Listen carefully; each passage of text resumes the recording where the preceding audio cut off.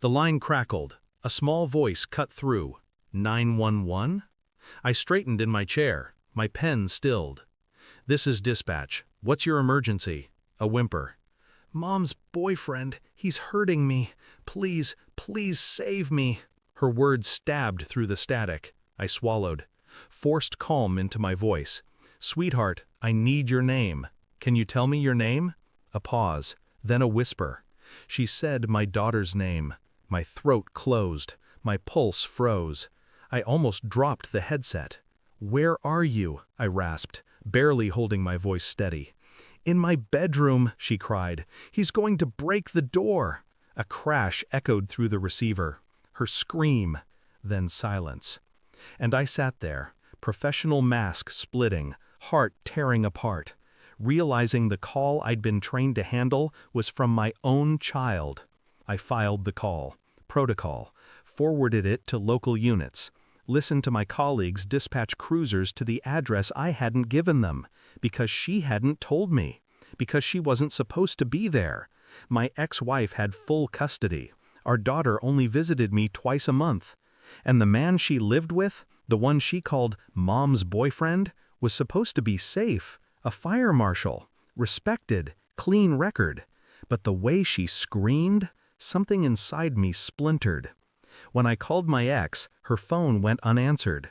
Again and again, straight to voicemail. I knew her patterns. She turned her phone off when she didn't want me to know where she was, which meant she was with him, the man my daughter was afraid of. I stared at the blank wall of the call center, headset still in place. My colleagues laughed, shifted, ate chips at their desks.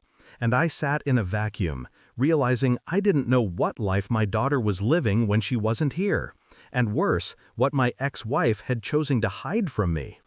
I became two people, the operator who answered calls, read addresses, sent help, and the father who, in silence, began pulling at the threads of the life denied to me.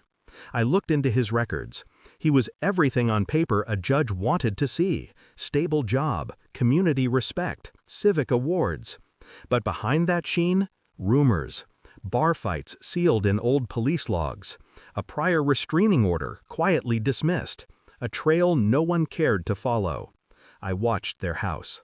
Nights after my shifts, I parked down the block, headlights off. I saw him through the blinds, laughing with my ex, kissing her at the door. I saw my daughter's shadow retreating upstairs alone. I checked her school files. She'd been absent more than I knew. Teachers noted withdrawn behavior. The pieces were there. I collected them with steady hands. And I began to ask myself a question I'd been avoiding for years. Did my ex-wife keep custody to protect our daughter, or to keep her from me? The call hadn't been a slip. It had been a flare fired into the night. My daughter reaching for me. And now that I'd heard it, I couldn't unhear it. It was a nurse who confirmed it, quietly, carefully. My daughter had been admitted to the ER 3 weeks earlier. Accidental fall, the report said. Bruises inconsistent with the story. CPS had been notified, but nothing came of it. I sat in the hospital parking lot, the file glowing on my phone screen, and the silence in my chest hardened into something colder than rage. That night, I went to my ex's house. I didn't knock. I rang the bell once, holding the envelope against my palm like a weapon. She answered, hair disheveled, eyes tired. Her smile was brittle when she saw me. "What are you doing here?" I held up the papers, didn't say a word. Her face collapsed, lips parted, no sound. The doorframe creaked under her grip. Behind her, his shadow appeared in the hallway, curious, smirking. She looked at me, panic unraveling across her skin. She knew I knew. I didn't shout. I simply bent down, placed the folder at her feet, and straightened.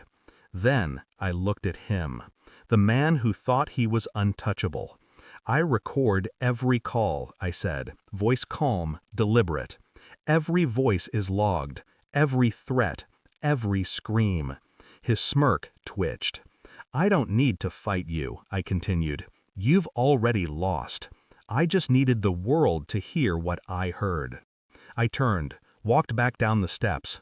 My ex's voice broke behind me, desperate, calling my name. I didn't look back.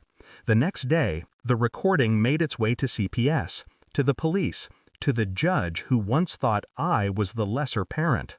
The system that ignored bruises could not ignore a child's raw scream, preserved in digital clarity. I didn't gloat. I didn't celebrate. I sat alone in my apartment, phone off, the silence finally clean. My daughter's voice would never leave me, but now it would haunt them too. I didn't save my marriage. I didn't save my ex. I saved my daughter. And in the process, I burned the last illusion of who her mother was. The call had ended, but so had my silence. Thanks for watching. Don't forget to like, share, and comment. Subscribe now to Cheating Stories Insight World for more amazing stories.